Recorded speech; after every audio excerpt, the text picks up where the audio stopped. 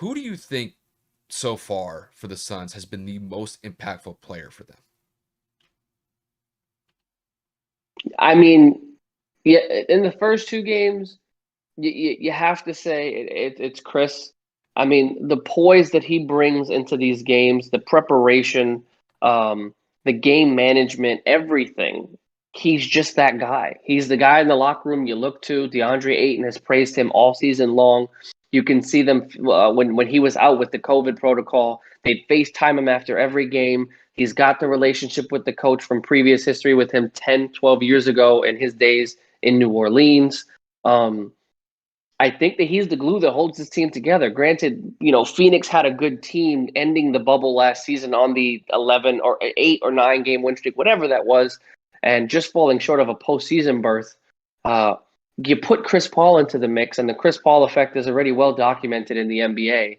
And it immediately catapults them to an NBA Finals favorite and potentially a first time NBA Finals winner. That's insane. The man knows the situation. He knows how to combat it. Again, today he had 6 turnovers, which is unlike him, but he's called a point guard for a reason. He's been doing it for 16 years.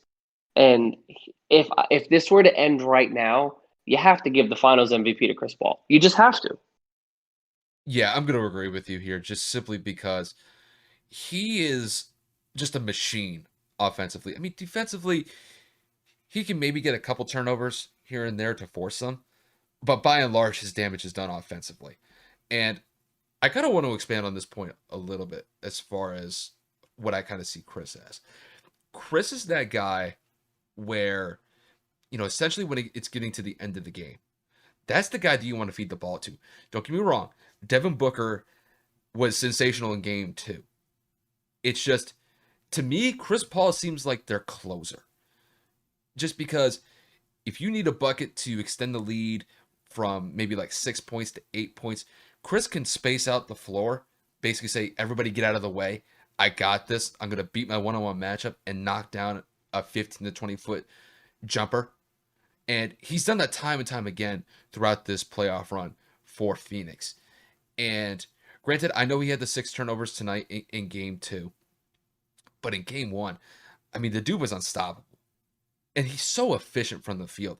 I didn't even think that this was necessarily Chris Paul's best night in game two, and yet he still shot 50% from the field. Devin was really the show tonight, scored over 30 points, but still, Chris Paul, you always have to account for him simply because, man, especially when it comes to these clutch situations, that's the guy that you want to get it to. And he proved it when he was in Houston. He knocked down some huge shots for Houston when they were trying to compete for a finals appearance. And going into this year with Phoenix, the guy has just been lights out through the entire playoff stretch that they've had. And, you know, I was thinking about maybe possibly picking Devin Booker as their most impactful player, but I'd be lying if I said that it'd be Dev.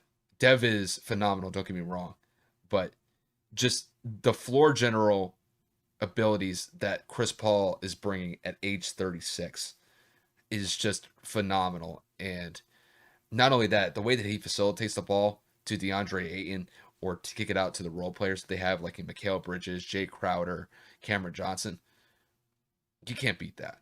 It's just his value as far as an NBA player goes is just immeasurable. And I'm finally glad that he's getting the opportunity that he's getting. 16 years in the league. He's almost 2 decades, for God's sakes. And he's getting his moment to shine, and he is taking full advantage of it. So I got to say that it's Chris Paul in this sense.